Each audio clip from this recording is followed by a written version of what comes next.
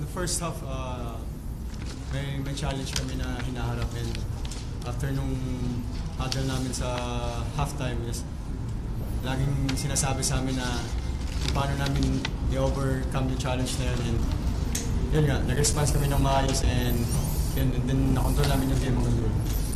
Thank you. Kansas had 14 points, including 2 crowd-pleasing dunks, 6 rebounds, and 3 assists. So, what can you say about your team's performance in the first game, and what can you see more about the Fighting Maroons in the remaining in this season? What can you say? First of all, I'm really glad that we got the win. I would say I want to credit the coaches on the second half. We adjusted defensively, and we got away with it. And I'm just really glad that we got this win, and hopefully for the upcoming games we will go. Thank you. To continue, you had 7 points, 17 rebounds, 2 blocks, 2 assists, and plus 17.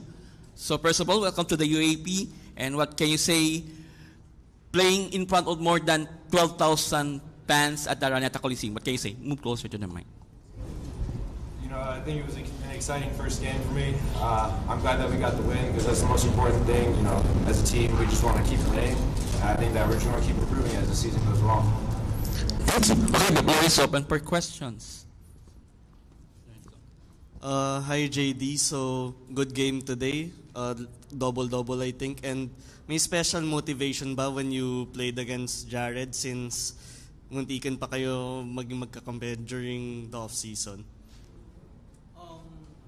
First of all, I feel bad for Jared kasi lumabas yung screen niya, yung mukha niya sa screen, and yung ibang fans nag-post sa kanya, which is ang pangit na simula na sa UAAP. But wala naman akong against kay Jared kung maglaro siya sa kung anong school niya. But ang gusto ko lang malaman niya is na wala kaming, yung team ng UP, wala kaming problema sa kanya. Kung saan yung gusto, wala kaming problema. So happy lang ako sa kanya na nag-debut na siya sa UAP, and sana sa fans na nagbuka Jared, sana itigil na natin yun kasi ang sama talaga. Ang sama ng pasok na sa UAP. Yun lang.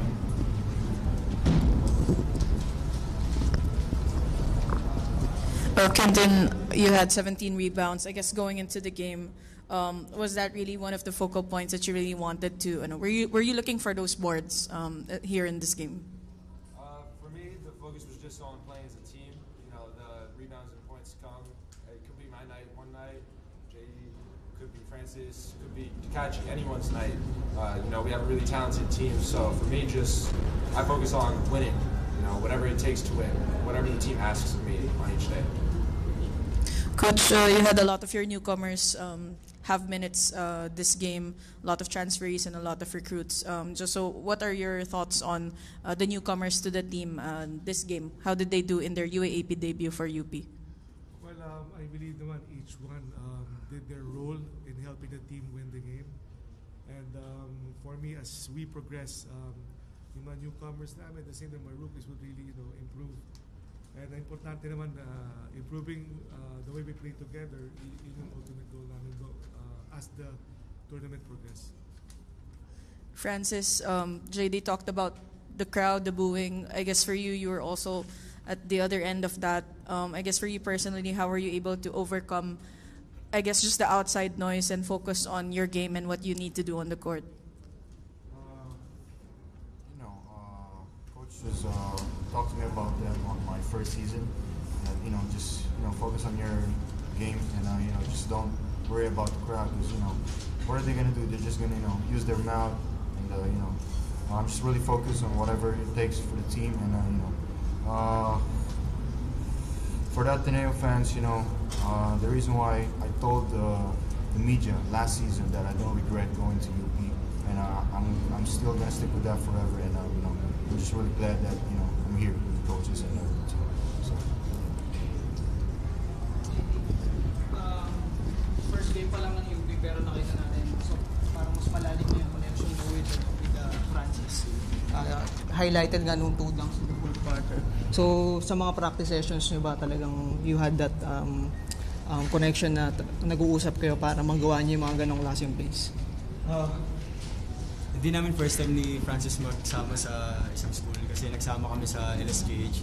And si Francis that time, 15 years old pa lang. And ang maganda kay Francis is nirespeto niya ako. And then, binabalik ko lang sa kanya yung respeto. And pagdating naman sa practices, nag-uusap kami. And kahit simpleng message lang, nag-uusap pa rin naman kami. So, yung mga gantong yung connection, tinabago sa amin ni Francis. And, yeah, gusto niya manalo, gusto ko manalo, gusto natin manalo. So, lahat kami gusto manalo. Follow up lang sa kanina about kay Jared. Kamusta naman yung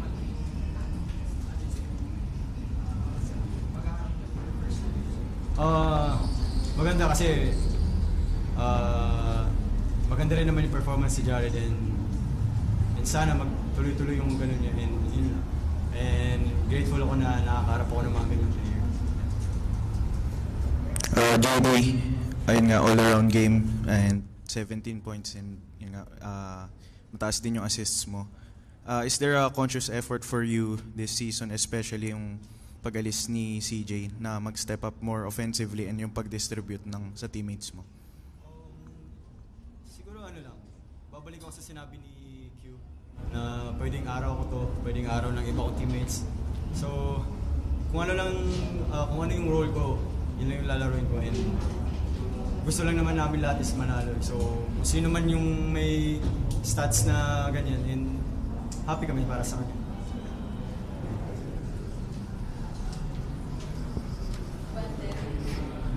After the departure of key players like Zeta Casino and LAQ, how do you all work to integrate the new guys into the team?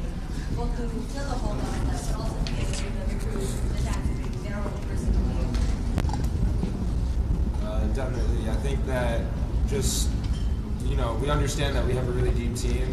We have a lot of young guys who are developing, as well as older guys who have good skill sets. So I think that it's just a matter of continuing to work with each other and learn how to play with each other even better as we get into the season. I think that as we go along, we'll find out what each of us is best at with each other, and we'll be able to find kind of what we need to win this year. It's not going to be the same as the previous year, just as next year it's not going to be the same as this year. So it's just about finding what we have and using what we can. So the first half was a tight-knit ball game, but you guys controlled and dominated from the second half, from the get-go on the second half. So, Coach, what was your instructions to the whole team during the second half, especially since this is your first game in the UAAP, coming off last season's tough loss in the finals? Well, I guess we just discussed how to continue the kind of rhythm that we wanted offensively, like moving the ball and trying to look for the advantage that we have. And defensively also, we need to talk about how to adjust against Ateneo, whatever they did in the first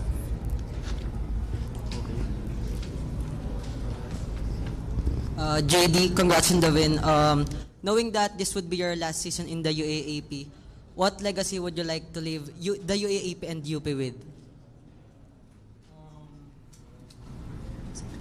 Siguro, gusto ko yung legacy ko na maalala ng tao is yung tipong pag nakikita nyo yung isang JDS, sasabihin nila wager. And siguro naman, alam natin na since dumating sila Coach Gold sa UP, before, pero sa akin nabunan ko si Coach Gold, ang in-insist na sa amin na mindset is maging winner talaga. So para sa kanya, yung winner hindi lang yung sa court, kahit sa buhay. And yeah, lagi sinasabi sa amin ni Coach na yung pagiging champion lifestyle yun. So yun, naglilip kami dun sa sinasabi ni Coach. And which is thankful kami na nakilala namin siya. Francis, you were very aggressive in driving to the lane, especially during the first half of action, and there were times that you were kind of you stumbled and fell on the ground after very hard fouls. But in the second half, there was kind of a shift in your energy, which was a little bit better and more beneficial for the team. So what was your motivation in still remaining aggressive in driving to the lane, given that you were kind of hurt, especially during the first half? Like what Coach Golden saying to us, if the game's not over, then don't stop playing. So, I think for the second half, I just adjusted for just trying to, do everything I can to the team. And, one of my strengths was, fast break. And, I'm glad that, we adjusted in the second half and,